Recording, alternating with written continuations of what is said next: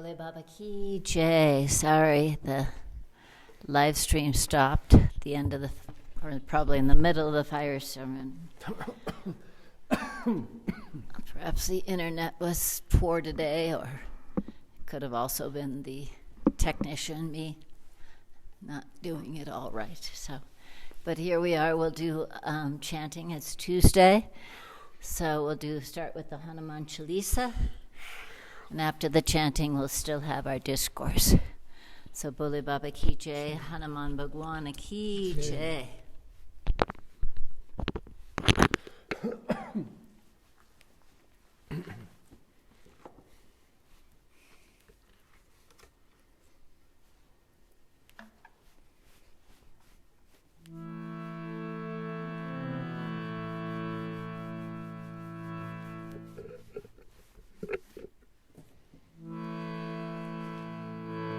Shri Guru Charana Sarajara Nityananda Varaman Bhagavat Himalaya Chodaya Kupalacha Budi Matani Janake Sumana Havana Kumara Bhavati Vidya Devamahim Arum Kaleshadikara Syavara Ramachandaki Sutta Hanuman Ki Jai, Umapati Mahadeva Ki Jai. Jai Jai Jai Hanuman, Jai Jai Jai Hanuman, Jai Jai Jai Hanuman, Jai Jai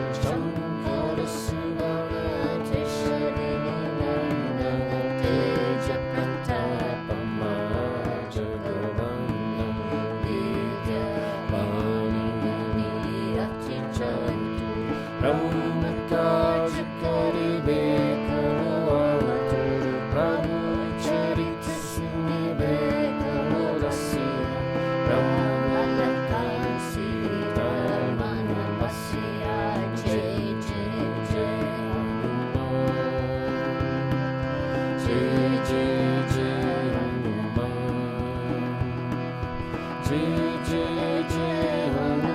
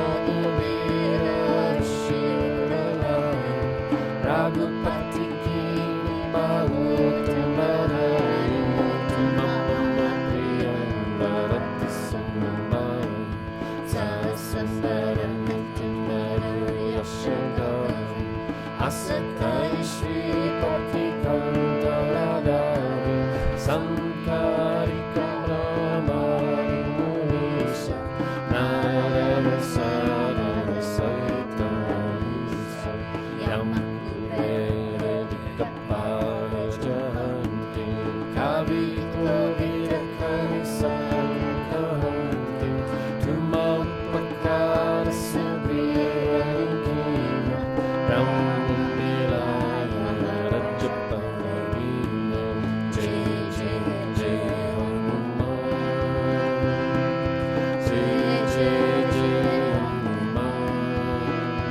Jai Jai Jai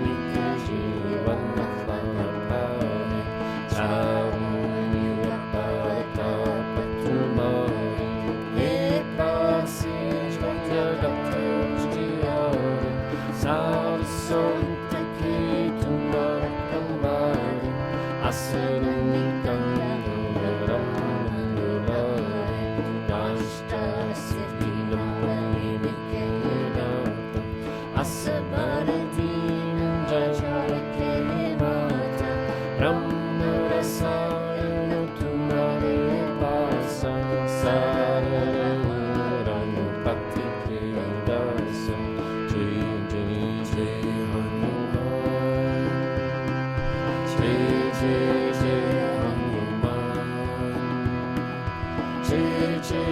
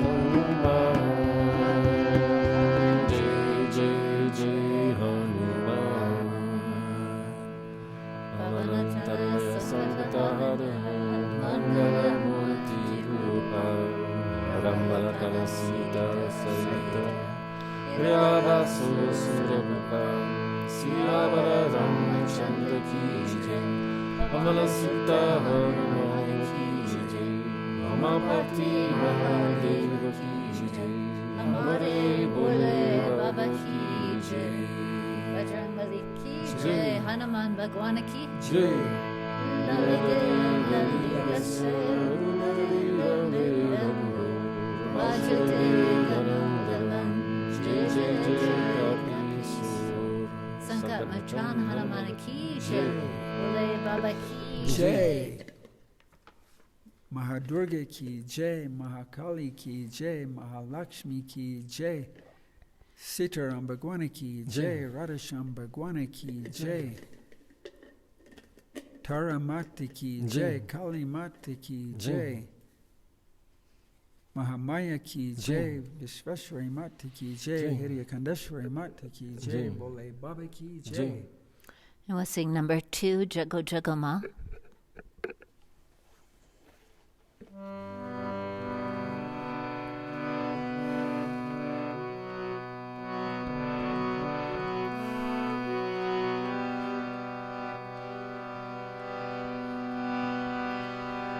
Jago Jago Ma, Jago Jago Ma, Jago Jago Ma Janani Hey Jago Darini Ma Hey Jago Darini Ma Hey Jago Darini Ma Hey Jago Darini Ma Jago Jago Ma Jago Jago Ma Jago Jago Ma Janani Hey Jago Darini Ma Hey Jago Darini Ma Hey Jago Darini Ma Hey Jago Darini Ma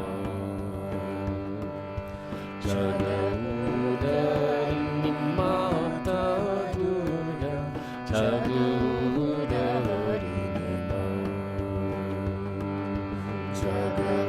Jagamudarini Mata Durga Jagamudarini Ma Jago Jago Ma Jago Jago Ma Jago Jago Ma Janani Hey Durga Devi Rani Chani Devi Hey Durga Devi Rani Chani Devi Hey Shiva Nayana Jagona Hey Shiva Nayana Jagona Hey Shiva Nayana Jagona Hey Shiva Nayana Jagona Jago Jago Ma Jago Jago Ma Jago Jago Ma Janani Hey Jago Darini Ma Hey Jago Darini Ma Hey Jago Darini Ma Hey Jago Darini Ma Jago Jago Ma Jago Jago Ma Jago Jago Ma Janani Hey Jago Darini Ma Hey Jago Darini Ma Hey Jago Darini Ma Hey Jago Darini Ma Jago Darini Mata Durga Jago Darini Ma Jago Darini Mata Durga Jago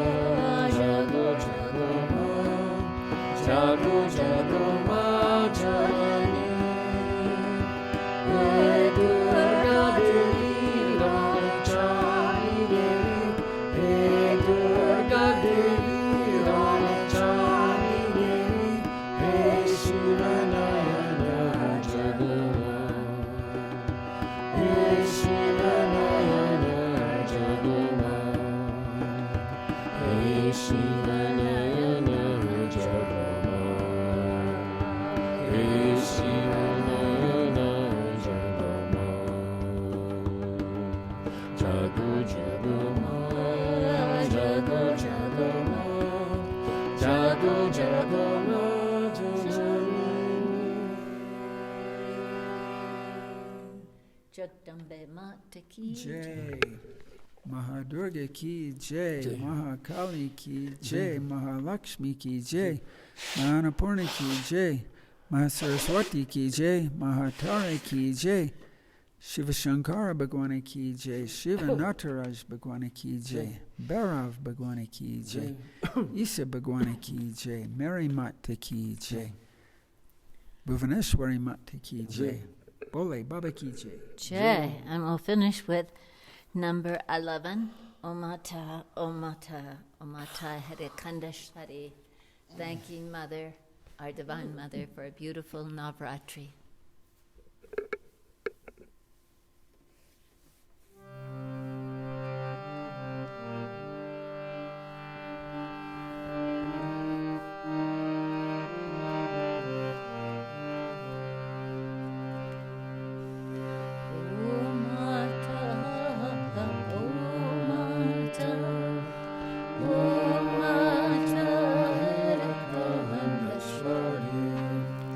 Om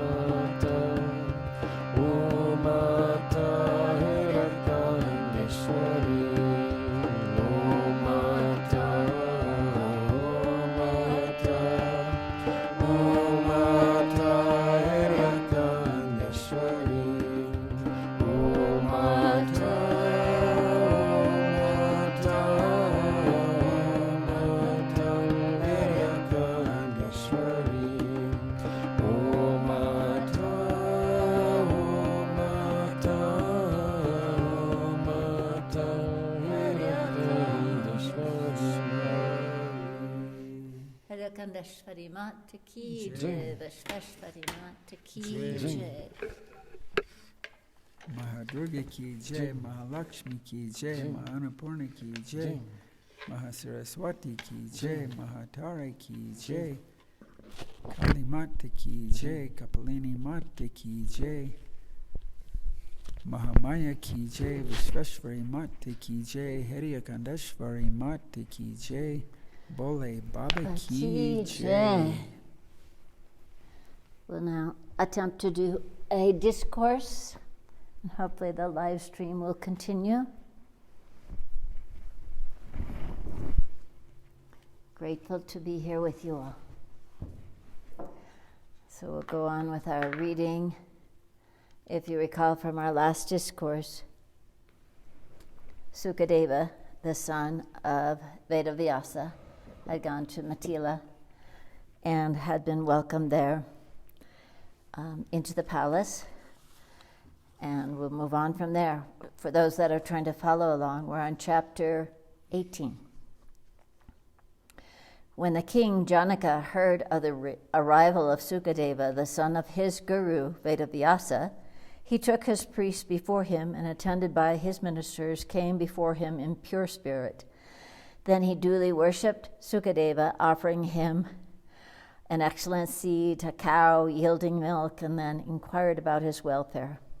Sukadeva accepted duly all the offerings by the king and informed him of his well-being and asked the king in return of his welfare and took a seat at ease on the asan. The king Janaka asked the son of Vedavyasa, who was full of peace, "O Sukadeva, you are devoid of any attachment and you have no desires. May I inquire why such a person as your honored self has come to me?" Sukadeva said, "O great king, my father told me thus, O child, take a wife, for the householder's life is the best of all the ashrams, but I thought that will be the source of my bondage to this world, and therefore did not obey his word, though he is my highest guru." He then again said to me, "If one takes a household life, it does not at once follow that he will be held in bondage. Yet I did not agree with that." Then Vedavyasa, thinking me still to be in some doubt, spoke this word of advice to me. "O son, do not be sorry. Go to Mithila and have your doubts solved. There my disciple, the king Janaka, is governing his kingdom without any source of danger. He is a jivana mukta, liberated while living, and is free from the ideas of the body, so everybody knows. When that royal sage Janaka, though governing his kingdom, is not seen tied up by Maya, then, O son, why are you afraid of this samsara when you are living in a forest life? Therefore, son, trust me and marry, and in case you doubt very much, then go and see the king Janaka. Ask him and remove your doubts. He will certainly solve your doubts. But, O son, after hearing him, come again quickly to me." O king, when my father spoke thus by his permission, I have come now to your capital. O king, I do not want anything except moksha, liberation. Therefore, O sinless one, kindly advise me, what am I to do so that I can attain moksha? O Lord of kings, practicing asceticism, going to the holy places of pilgrimage, keeping vows, performing sacrifices, studying the Vedas, or earning wisdom, whatever is the cause of moksha, kindly say this to me. Hearing this, King Janaka said, "O son of my guru, I am telling you what ought to be done by the Brahmanas. Following the path of moksha, listen. After receiving the sacred thread, a Brahmin should live in the house of his guru to study the Vedas, the Vedantas, and then pay the dakshina to the guru according to rules. He will then return home, and then he should marry and enter into the householder's life. He should lead a life of contentment, be free from desires, sinless and truthful, and earn his livelihood with a pure heart and according to the sanction of justice and conscience. He is to perform the Agnihotra and other sacrifices.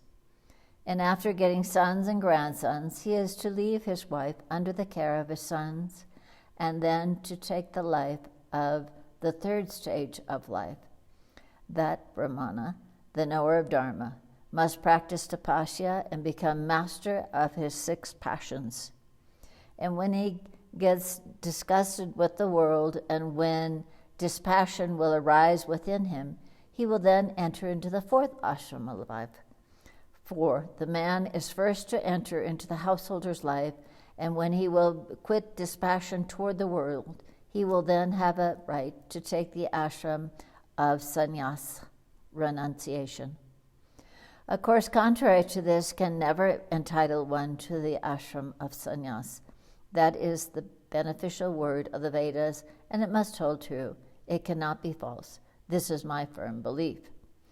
O Sukadeva, in the Vedas are mentioned 48 samskaras, consecrations, purificatory rites, out of which the learned Mahatmas have reserved 40 samskaras for the householders, and the last 8 samskaras, sama, dhamma, etc., for the sannyas.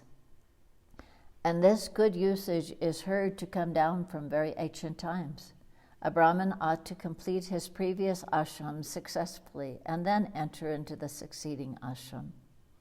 Sukadeva said, if the pure dispassion arises out of knowledge and wisdom, jnana and vijnana, already arises before taking the ashram of the householder, is it still necessary to pass through householder life?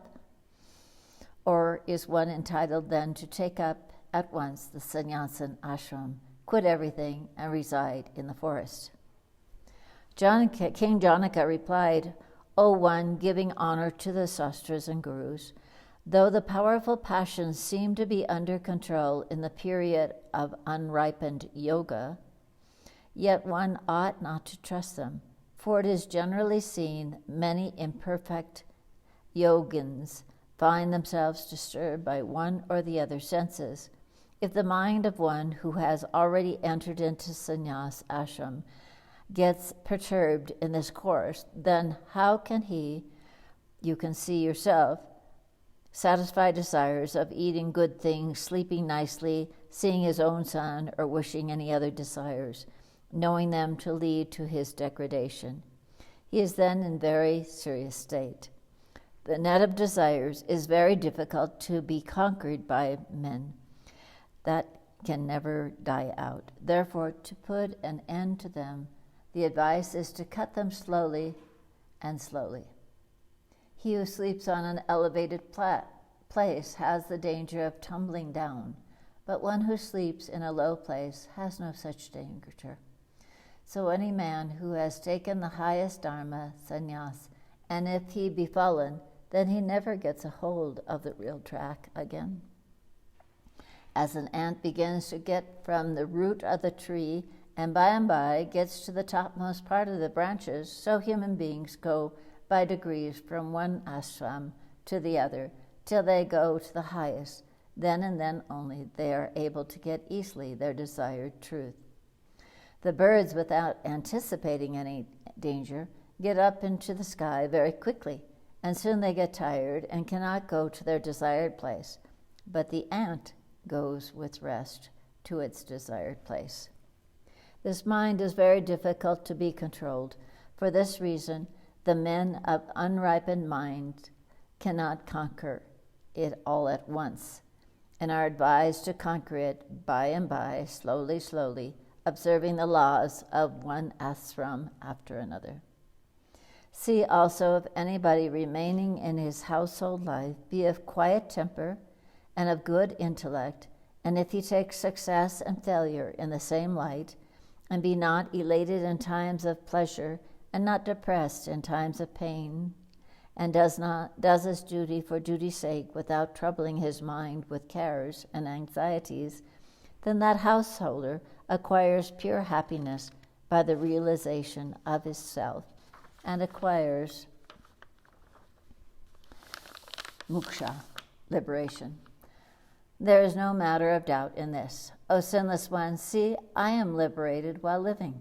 Though I am engaged in preserving kingdom, if any source of pain or pleasure arises, I am not in any way affected by them, as I will attain in the end vidya mukti, liberation from bodies, though I am always wandering at my free will, enjoying various things as I like, and do various things as it pleases me, so you can do your duties and then be liberated in the end.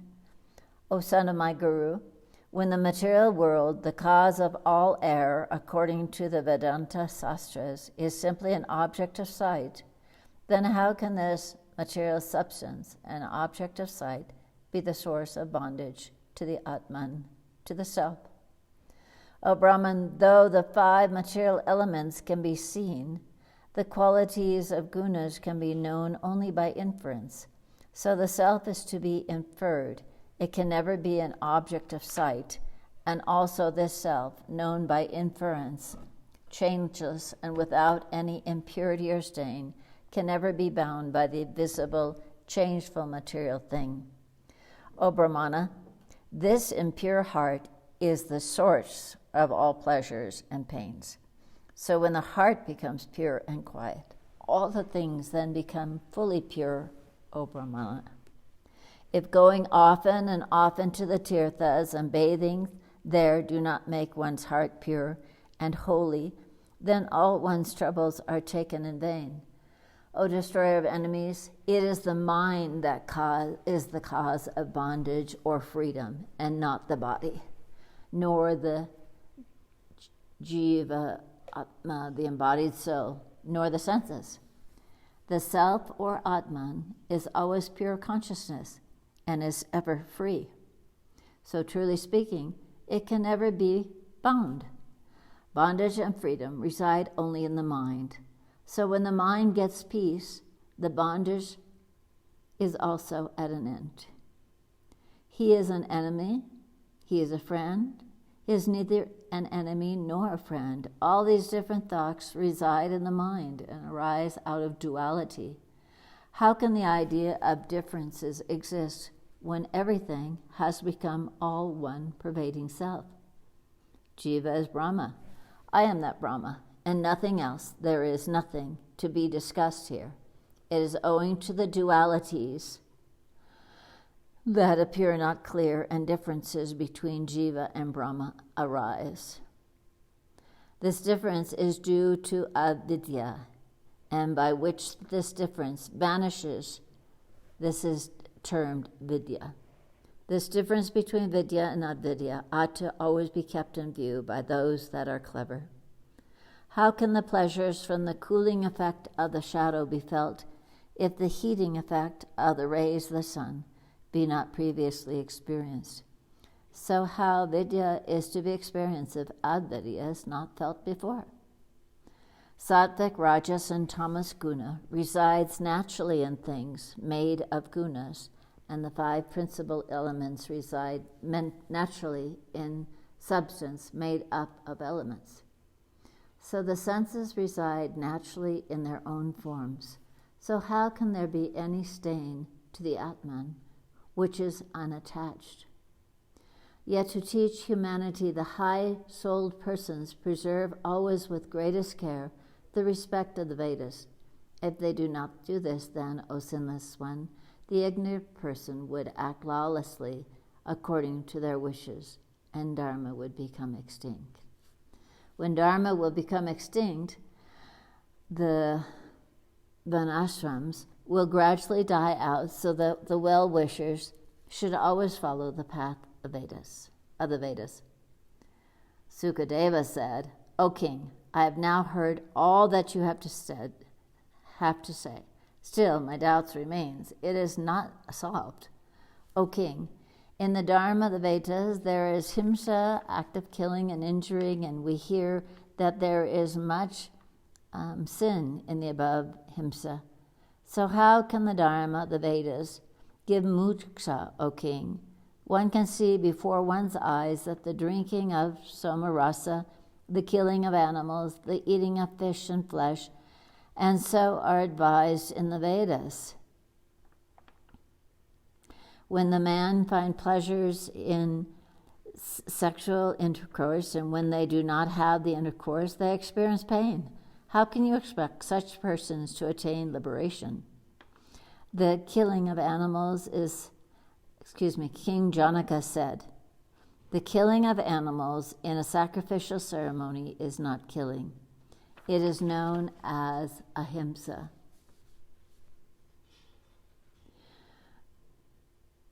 Sri Sukha Deva said, O king, this great doubt arises in my mind, how a man can be free from desires and the rewards of their actions when he lives in the midst of the samsara, the illusion, that is all full of maya. When, even by the acquiring of wisdom of the sastras and the capability to judge which is real and which is unreal, the delusion of the mind is not dispelled until one resorts to the practice of yoga. How then can freedom from desires and liberation come to the householder? The darkness of a room is not destroyed by the mere mention of a lamp. Light. So the wisdom acquired by reading the sastras can never dispel the darkness of illusion that reigns in the inside of a man. O Lion of Kings, if one wants moksha, one ought not to commit any acts of revenge or injury or killing any being. How can this be possible to a householder? Your desires to acquire wealth, to enjoy royal pleasures, and to get victory in battle have not yet subsided. How then can you be really a Jivan Mukta? O king, you consider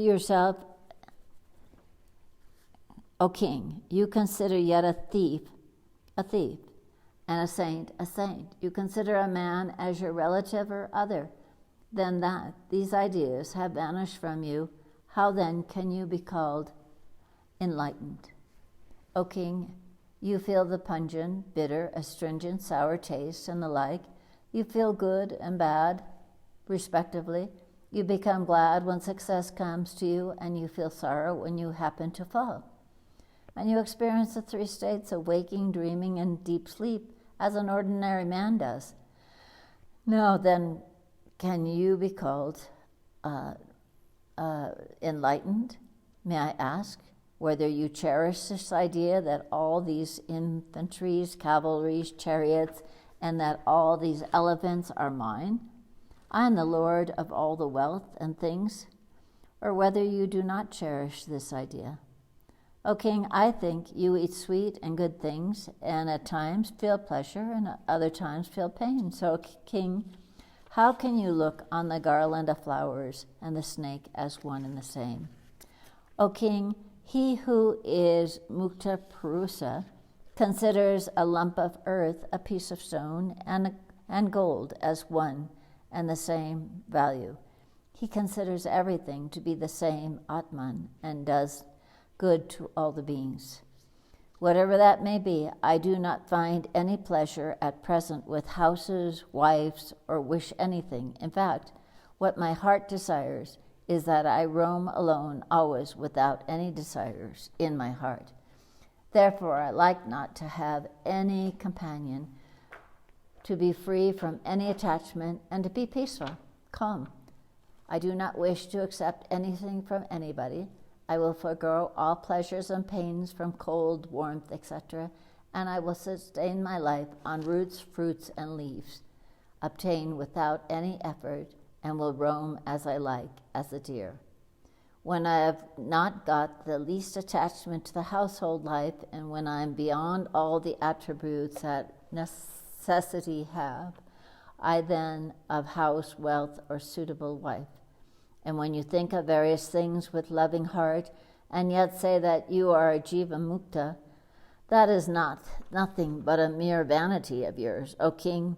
When you think and become anxious about your enemies, about your wealth, or sometimes about your army, how can you be said to be free from cares? What more can be said than the fact that many munis, eating moderately and controlling their senses and leading a celibate life and knowing the unreality of the world, they fall into the traps of Maya. I have heard that the kings of your families have done this in the past. King Janaka replied, O Lord of Brahmins, what you have said, in my opinion, is all quite true. Nothing is false. Still hear. Know what my most worshipful Guru Deva has spoken to me in fact. You are now intending to quit the company of your father and go to the forest. Well and good. But even then you will undoubtedly have the company of deers and other things. See also that when the 5 elements, earth, water, air, are present encompassing everywhere, how then can you expect to be free from all companions? So, O Muni, when you will have to think about always of your food, how then can you be said to be free from all cares? Again, even if you go to the forest, you will have to think there also for your staff, your deerskin, so you can take my case, too, of thinking of my kingdom, whether I think or not, as you're thinking of your staff and your deer and your oxen and your food. Your heart is tainted with vikalpa yana, knowledge of doubt and duality, and therefore you have come here from a far-off country. But my heart is free from any such doubt, and I am remaining quite cheerful here. Oh dear Sukadeva, I've got no doubt whatsoever on any point, and therefore I take my food and go to sleep with great pleasure. I'm not bound up by this world. This idea gives me constant happiness and the highest degree. But you consider that you are bound, and therefore you feel always constant pain. So leave off your idea that you are bound and be happy.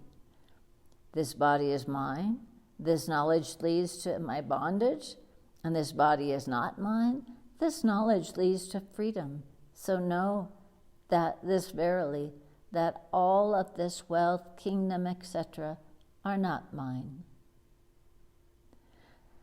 Sukadeva said, hearing these words of the royal sage, Sukadeva became exceedingly glad and pronounced, Sadhu, sadhu, true saint, indeed truly a saint, well said, and went away from the kingdom without any delay to the pleasant ashram of his father, Vedavyasa.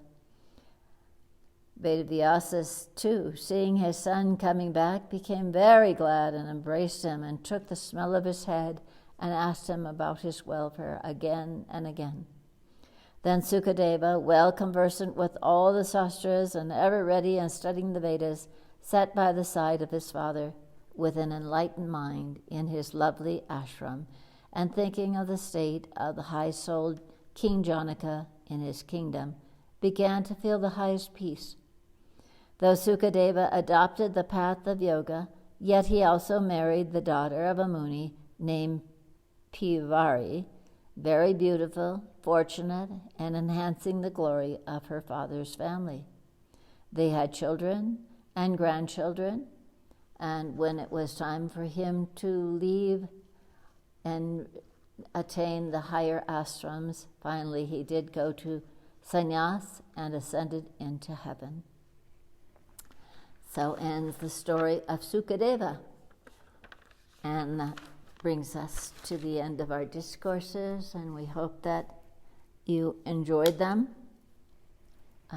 We actually do have a daily discourse from the Srimad Devi Bhagavatam, but we're already in the second book. Mother Saraswati Mata Ki Jai. But you're welcome to join, and we record that every single day. So if you'd like more information on that, you can do, and we have a study group also. So you're welcome to join us, and we wish you a very blessed Navratri, and thank you for joining us. And we're very sad and disappointed that our last fire ceremony technically did not work. There might be a little bit. I'll post what I can. So may Mother Saraswati, Mother Durga, Mother Lakshmi, Mother Kali, Mother Siddhidatri, and Vishveshwari, Harikandeshwari be with you in your hearts. Bole Baba Ki Jai.